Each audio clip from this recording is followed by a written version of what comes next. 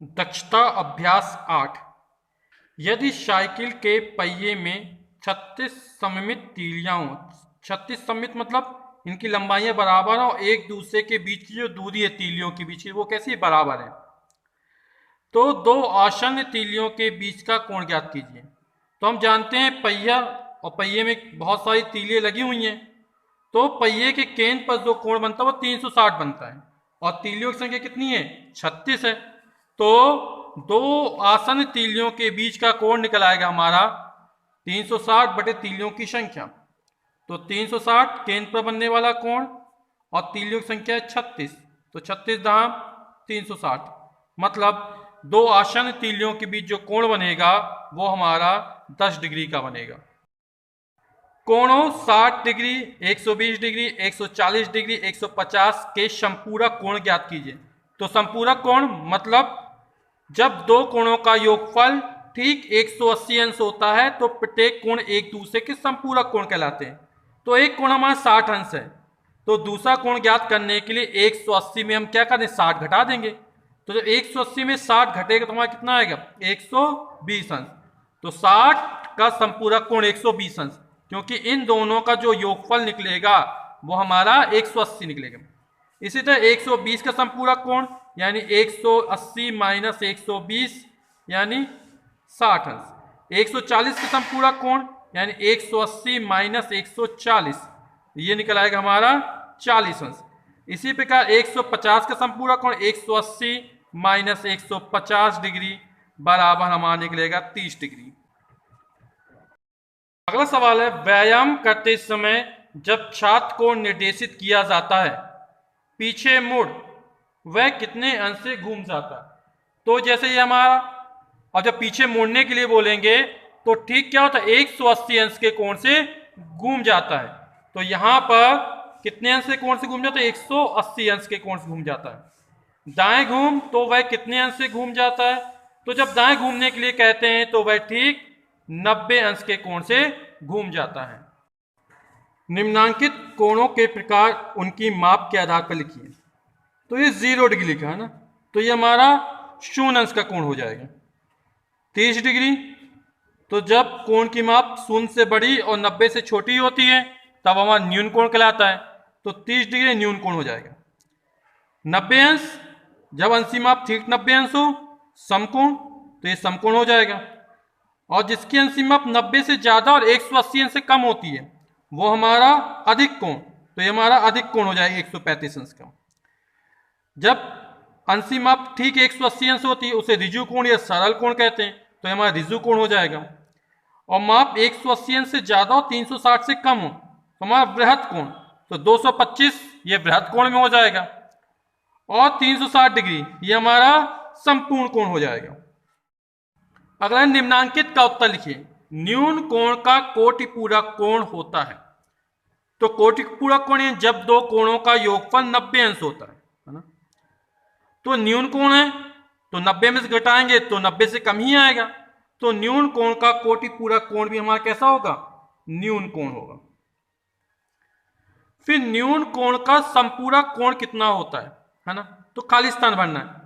तो संपूरक कोण यानी जब दो कोणों का योगफल ठीक 180 अंश होता है तब प्रत्येक कोण एक दूसरे के संपूरक कोण कहलाते हैं। अब न्यून कोण है, न्यून कोण मान हमारा 89 अंश का है, 90 अंश तो समकोण हो जाएगा। तो जब 89 180 89 घटाएंगे तो आएगा 91 अंश, यानी कि अधिक कोण। यानी न्यून कोण का संपूरक कोण हमेशा कैसा होगा, अधिक कोण होगा। एक समकोण का संपूरक कोण, तो समकोण 180 समकोण का मान 90 अंश, तो 180 में 90 जाएगा तो आएगा 90, यानी एक समकोण का संपूरक कोण हमेशा कैसा होगा, समकोण होगा। अधिक कोण का संपूरक कोण न्यून कोण होता है। निम्नांकित कोणों के कोटिपूरक कोण ज्ञात कीजिए।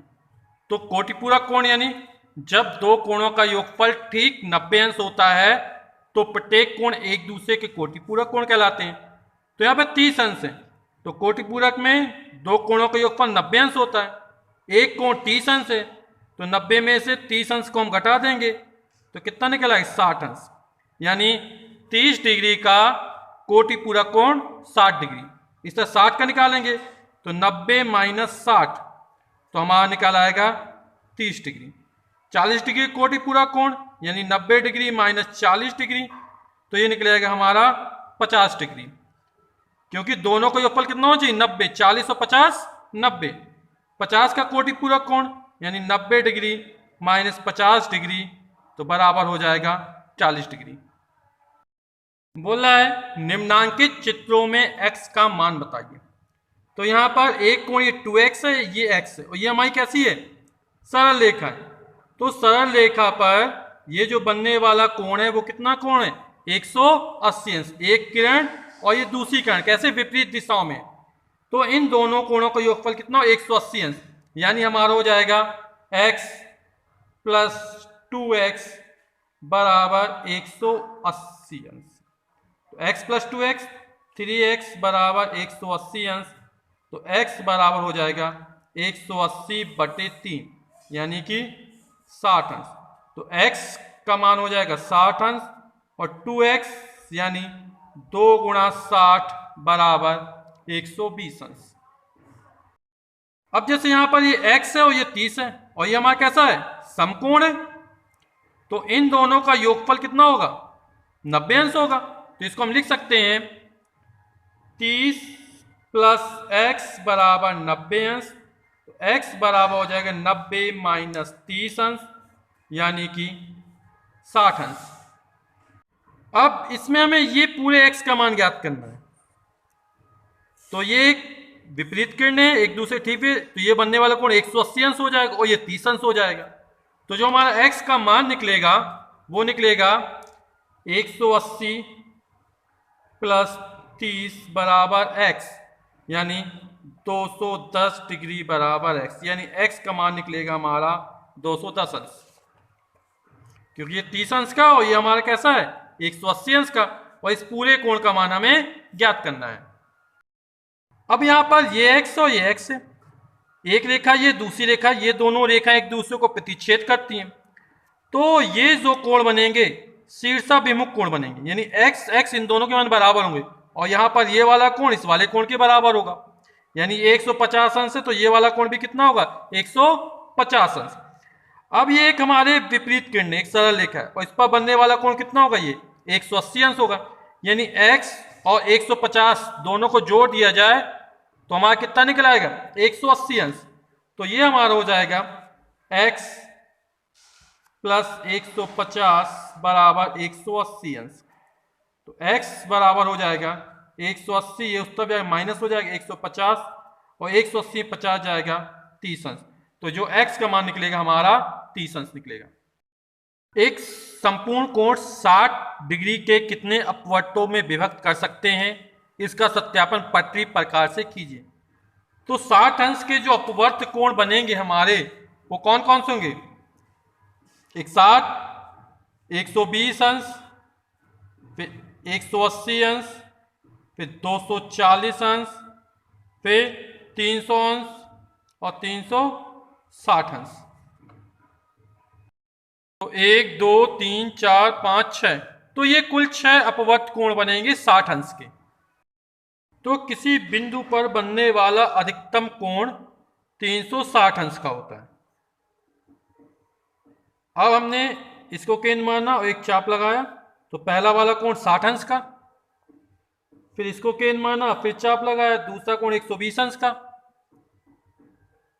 अब ये तीसरा जो कोण बनेगा वो हमारे 180 अंश का बनेगा।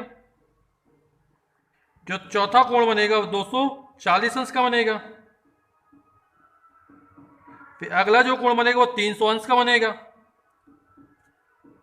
और फिर जो कोण बनेगा वो ठीक 360 अंश का बनेगा।